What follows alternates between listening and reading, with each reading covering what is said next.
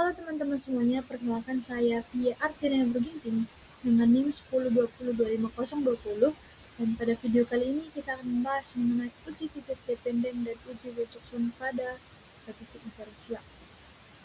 Lalu apa itu statistik inferensial? Kita langsung saja. Statistik inferensial adalah bagian dari statistik yang digunakan untuk menarik kesimpulan mengenai suatu populasi berdasarkan data sampel yang diperoleh melalui penelitian.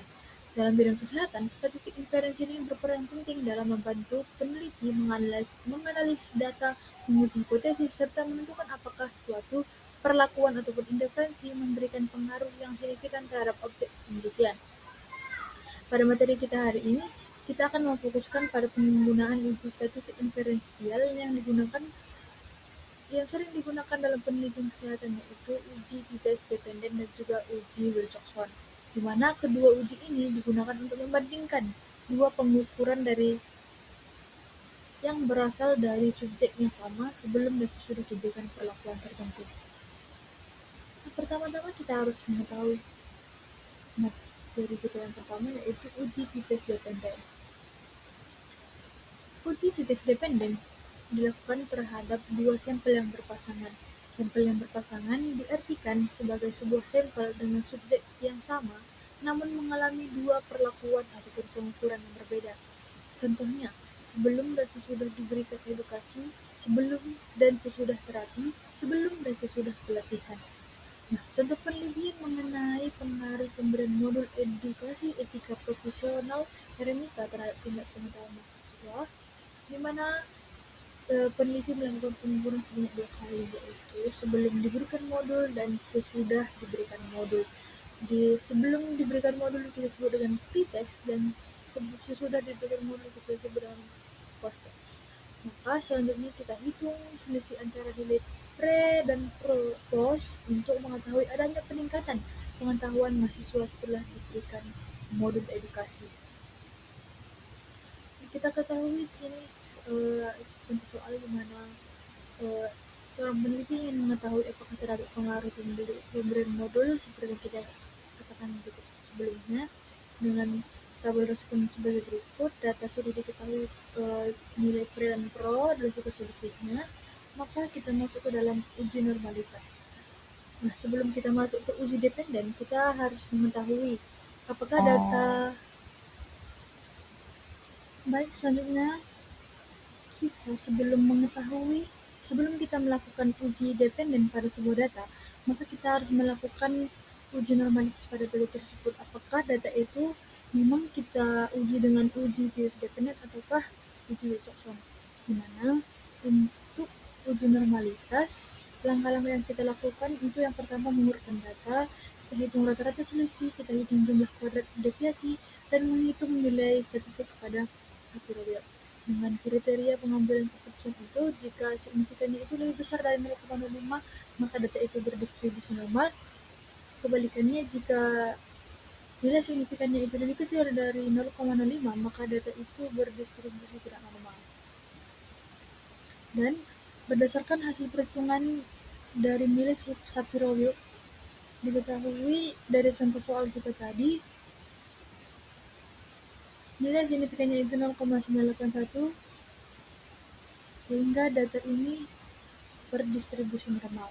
Karena distribusi normal, maka kita lanjut untuk uji titis dependen.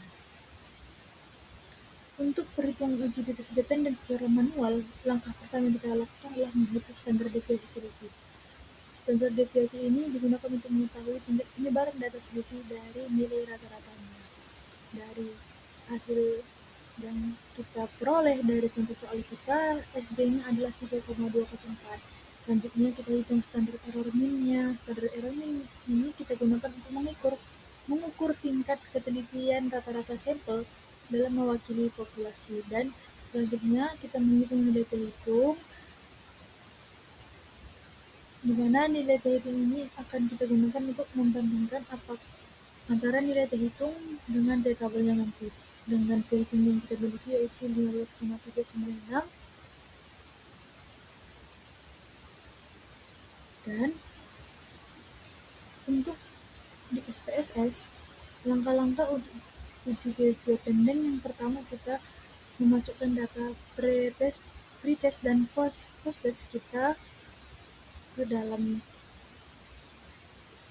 data view, kemudian kita melakukan uji normalitas terlebih dahulu. Setelah kita melakukan uji normalitas dan kita dapatkan hasilnya bahwa data itu berdistribusi normal, kemudian kita klik menu analyze, setelah itu compare means, kita pilih paired simplicity test, kemudian kita masukkan variabel yang akan kita uji dan kita jalankan analisisnya, dan selanjutnya kita menginterpretasikan output yang dihasilkan dari uji yang telah kita buat. Selanjutnya, materi kita mengenai uji Wilcoxon. Uji Wilcoxon merupakan alternatif dari uji t-test dependen apabila data itu tidak berdistribusi normal. Pada uji Wilcoxon, data harus dilakukan pengurutan atau ranking terlebih dahulu sebelum diproses. Berbeda dengan uji t-test dependen yang menggunakan data interval ataupun rasio secara langsung, uji Wilcoxon ini menggunakan pendekatan peringkat ataupun rank. Sama dengan uji t-test dependen sebelumnya, uji Wilcoxon ini juga kita harus melakukan uji normalitasnya dengan menghitung rata-rata selisihnya, menghitung jumlah kuadrat deviasi, menghitung nilai statistik normalitas, dan menggunakan koefisien tabel Shapiro-Wilk.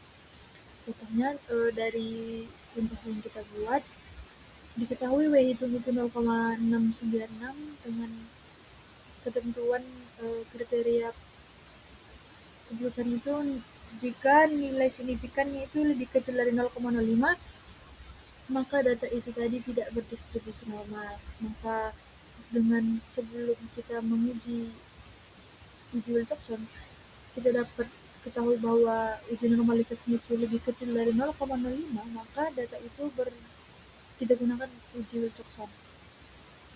Maka perhitungan uji Wilcoxon itu yang pertama kita harus menghitung selisih, di mana setiap nilai post dan pre kita kurangi, kita mengurangi nilai post, nilai pre-nya.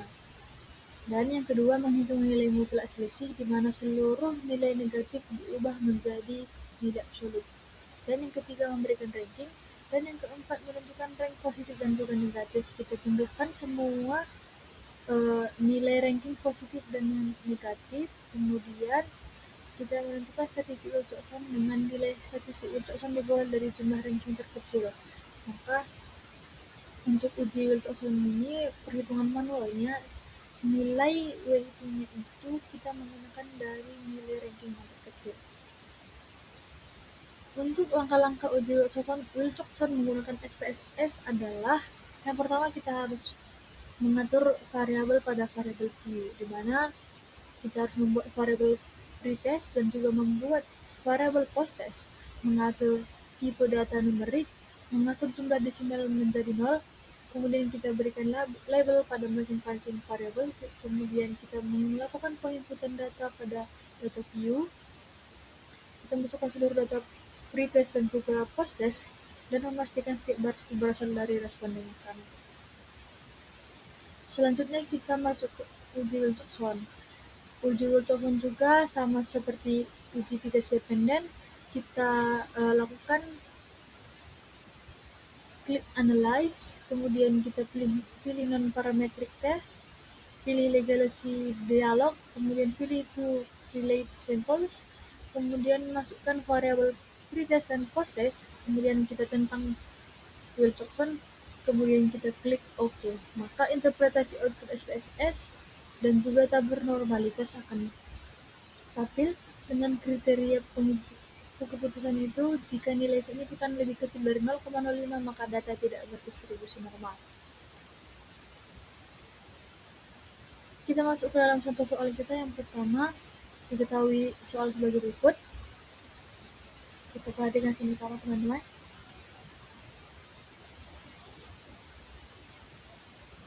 Uji statistik yang paling tepat dari kasus ini adalah D. Uji t-test dependen. Karena pada kasus kita ini, data itu diperoleh dari kelompok yang sama, yaitu mahasiswa, yang diukur sebanyak 2 kali sebelumnya sudah diberikan modul edukasi Dan karena data ini berasal dari sampel yang berpasangan dan memenuhi asumsi normalitas, maka analisis yang tepat adalah uji t-test dependen. Soal kedua diketahui sebagai berikut.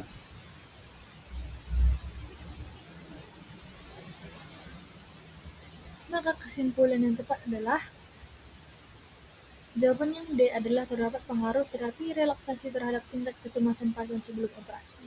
Kenapa? Karena nilai signifikan pada uji normalitas sebesar 0,003 lebih kecil dari 0,05 sehingga data ini tidak berdistribusi.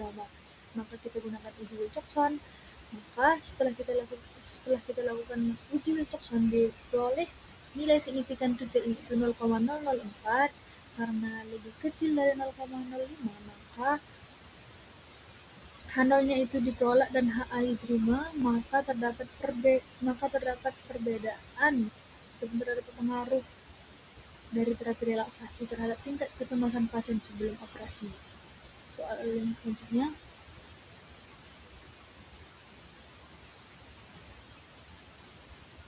interpretasi yang paling tepat adalah D. Seluruh pasien mengalami penurunan tingkat kecemasan setelah terapi.